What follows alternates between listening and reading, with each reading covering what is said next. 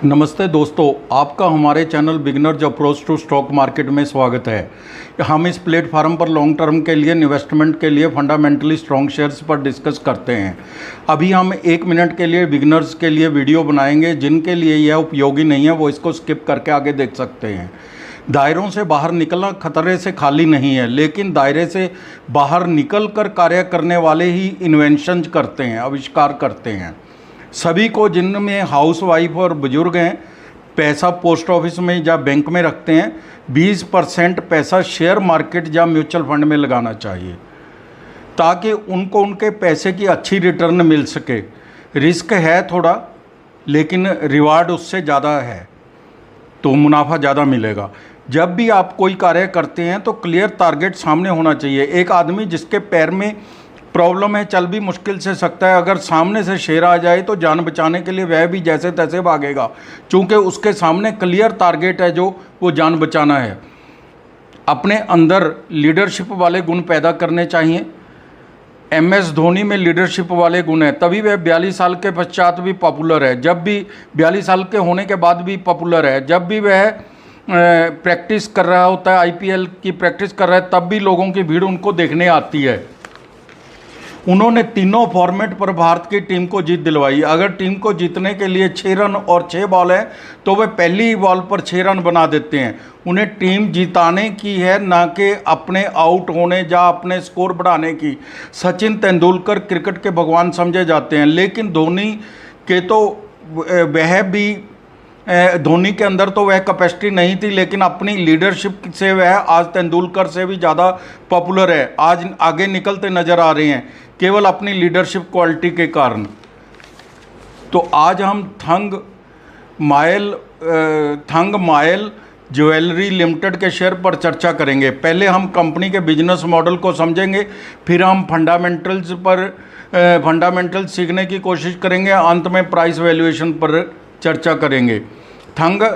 थंग मायल jewellery limited Tamil Nadu के बहुत सारे डिस्ट्रिक्ट में ज्वेलरी स्टोर्स की चेन चलाती है। तमिलनाडु एक ऐसी स्टेट है, यहाँ इंडिया के टोटल गोल्ड कंजम्पशन का 40% कंजम्पशन तमिलनाडु में है।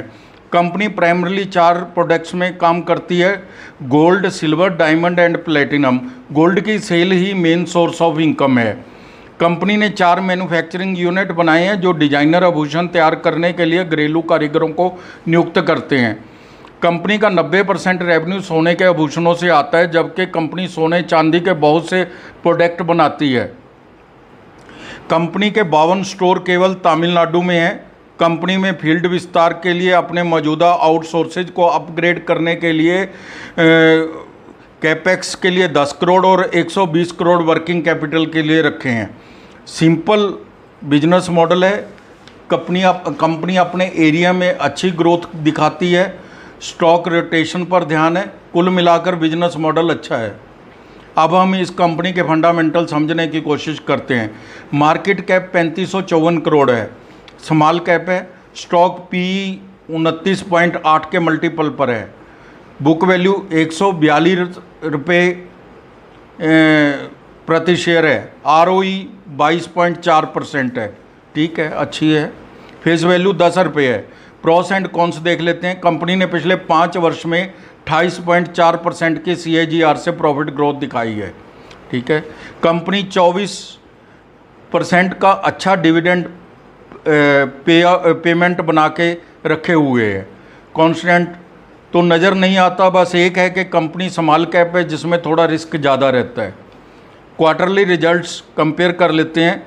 जून 22, मार्च 23 और जून 23।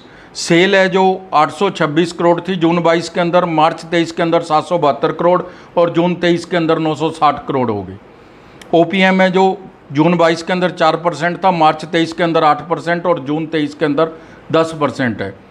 नेट प्रॉफिट 26 करोड़ था जून 22 के अंदर, मार्च 23 के अंदर 42 करोड़ और जून 23 के अंदर 79 करोड़ है।